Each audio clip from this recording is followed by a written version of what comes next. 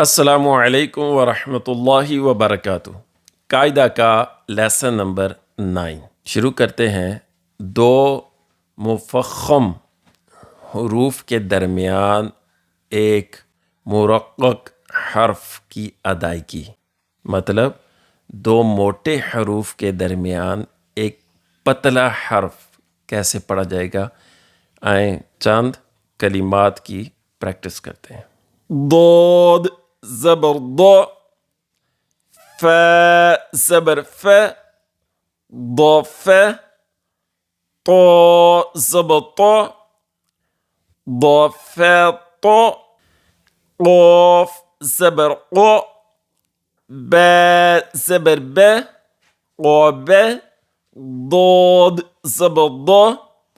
قا با ضا، صاد زبر صا، دال زبر دا،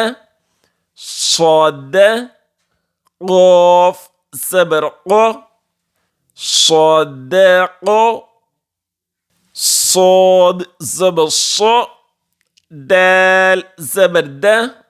صاد، غین زبر غا،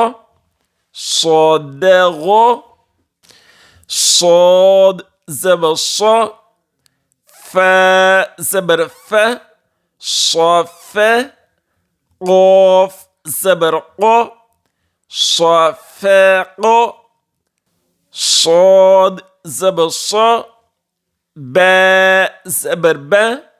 صاب، غین زبر غا، صابغا، صاد زبر صا،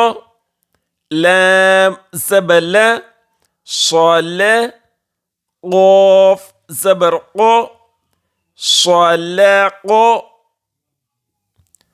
صاد زبر صا، با زبر با، صاب، را زبر را، صابرا۔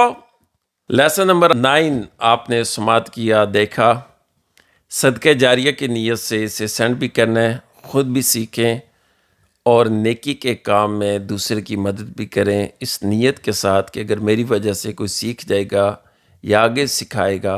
یہ ایک صدقہ جاریہ کا بہترین ذریعہ بنے گا اور میری قبر حشر کو بھی روشن کرے گا۔ چینل کو سبسکرائب بھی کیجئے، ویڈیو کو لائک اور شیئر بھی کیجئے، اور اگر آپ ہم سے رابطہ کرنا چاہیں